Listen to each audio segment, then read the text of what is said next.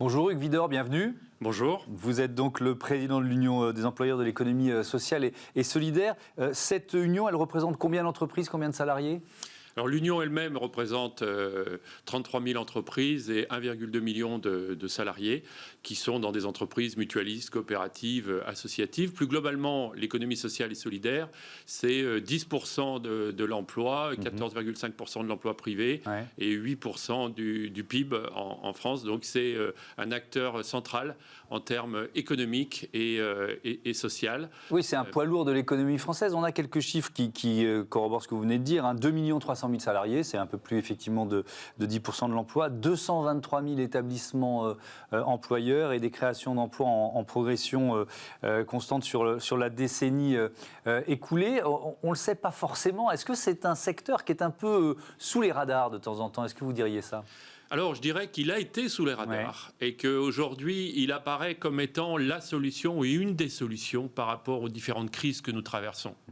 Si je prends la crise sociale, l'économie sociale, évidemment, est une réponse sur les territoires, avec des emplois non délocalisables et avec la capacité aussi à associer les acteurs, puisqu'on a 3 leviers, on a 3 principes fondamentaux dans l'économie sociale. Et pour les employeurs de l'économie sociale, c'est la non-lucrativité ou la lucrativité limitée. Ça veut dire qu'il n'y a pas de capital qui revient aux actionnaires. Dès lors qu'il y a des excédents, ils sont partagés avec les salariés, ou ils sont réinvestis dans le projet. Le deuxième grand principe, c'est l'utilité sociale.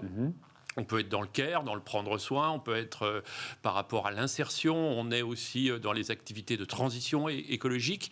Et puis le troisième, c'est une gouvernance collégiale. Donc on est là avec des parties prenantes, et quand vous êtes dans une entreprise mutualiste, coopérative ou associative, c'est l'ensemble des parties prenantes en fait qui fondent qui travaillent autour d'une cause commune pour répondre à des problématiques de nos concitoyens. Et effectivement, ça résonne particulièrement en temps de crise sociale ou en temps de crise sanitaire et économique également. On va rentrer dans le détail un peu de vos propositions, notamment pour les jeunes. Qu'est-ce que vous proposez précisément pour faciliter l'entrée des jeunes sur le marché du travail ? Alors d'abord, il faut le constater, il faut le dire, il y a eu un effort considérable qui a été fait dans le cadre du plan de relance sur les 100 milliards par rapport aux jeunes. Si je prends juste un exemple sur l'alternance et l'apprentissage, on n'a jamais eu des résultats comme cela.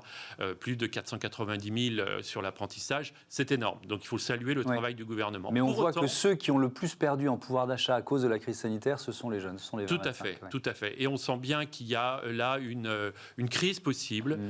Et on a identifié un segment qui ne nous paraît pas suffisamment pris en compte par le pouvoir public. Et nous l'avons fait des propositions précises au Premier ministre et au ministère du Travail qui étudient cette hypothèse, ce scénario. Nous avons observé que 50% des jeunes diplômés et des jeunes qualifiés qui ont, pendant la crise Covid, réussi leur diplôme, aujourd'hui ne trouvent pas de travail.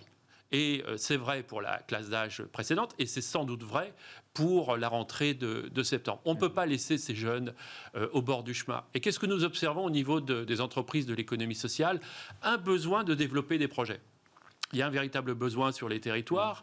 On le sait qu'après la crise, il y aura un effet rebond, et on l'espère d'ailleurs, mais il faut accompagner cet effet rebond. Donc vous dites, faisons en sorte que ça matche, entre ces jeunes qui ne trouvent pas d'emploi et l'économie sociale et solidaire qui est en demande. Et qui est en demande, et qui est en demande dans le domaine de la transition énergétique, dans la transition solidaire, dans le care, on a vu pendant la crise le rôle de l'ensemble des acteurs de l'économie sociale pour justement répondre aux besoins de nos concitoyens. Ça dure toujours. Et donc on sait qu'il y a là un véritable levier parce que les entreprises ont besoin d'avoir de nouveaux projets, que ces nouveaux projets soient accompagnés. Mais donc, Hugues Widor, vous proposez quoi concrètement si vous tendez une perche au gouvernement, qu'est-ce qu'il pourrait faire pour accélérer ça ? Alors en fait, nous, ce que nous demandons, c'est que dans la crise actuelle, on ne crée pas encore une enveloppe financière supplémentaire. Les engagements de l'État sont considérables. 100 milliards, on sait qu'il y a 10 milliards qui ont été dépensés en 2020, il y a 40 milliards qui sont projetés en 2021. Nous, ce que nous demandons, c'est que dans le budget qui a été alloué à l'insertion, c'est-à-dire à tout ce qui concerne les parcours emploi-compétences, pour être très technique, il y a une partie qui soit fléchée pour les jeunes diplômés. Et pour permettre à ces jeunes diplômés d'intégrer le marché du travail, de ne pas rester à côté du marché du travail.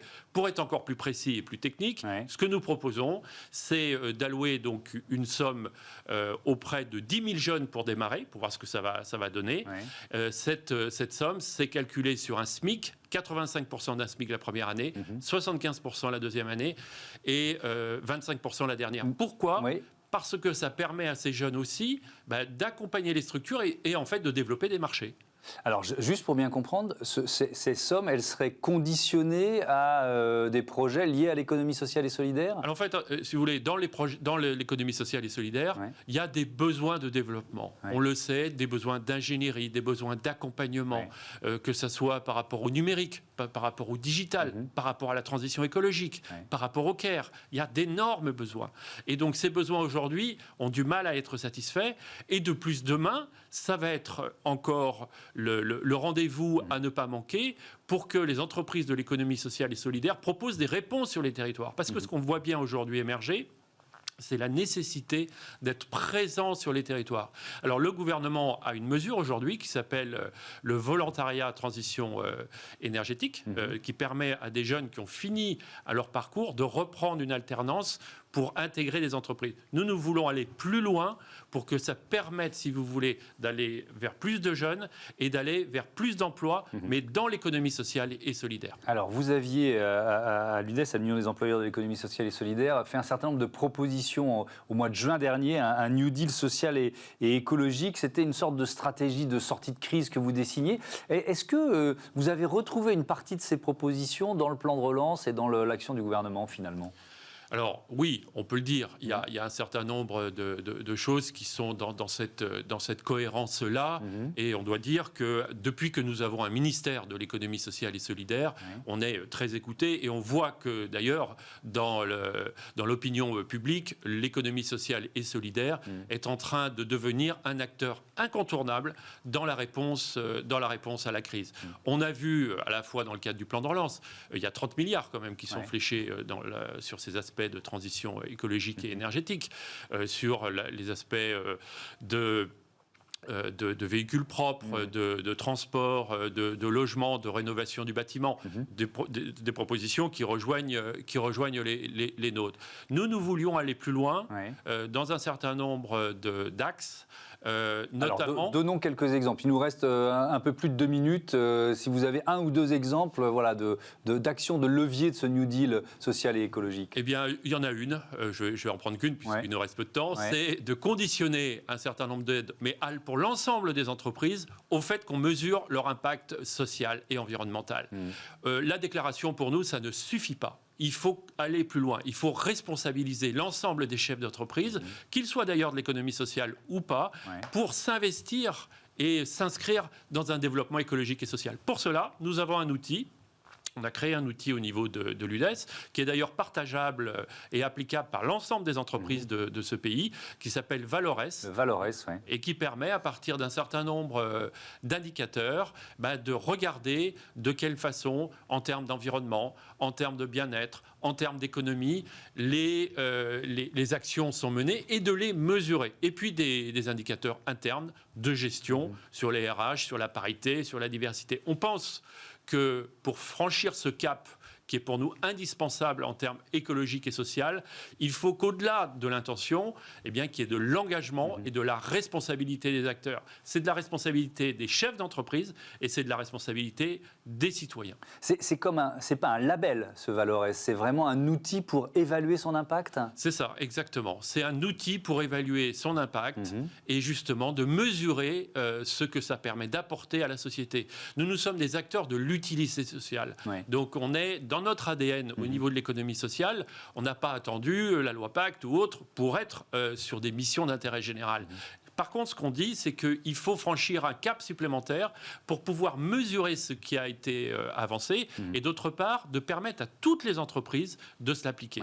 Vous diriez, en conclusion, que les valeurs que vous portez, finalement, elles sont boostées ou validées par cette crise, malheureusement par cette crise sanitaire, ces valeurs que vous portez depuis des décennies ? on se rend compte qu'on est d'une certaine manière au rendez-vous de l'histoire, parce que l'économie sociale et solidaire, c'est la réponse qu'attendent nos concitoyens, c'est-à-dire un emploi durable, c'est-à-dire une économie responsable et une écologie responsable où on préserve notre planète. Ce sont les valeurs clés qui portent l'économie sociale et solidaire aujourd'hui, et on voit que la société tout entière a commencé à l'incarner, à les reprendre, d'où la loi climat, on pourrait en parler, d'où un certain nombre d'actions dans le cadre du plan de relance, mais l'ADN de tout cela, c'est quand même, il faut le dire, l'économie sociale et solidaire. Merci Hugues Widor, à bientôt sur Bismarck. Tout de suite, notre débat sur le click and collect.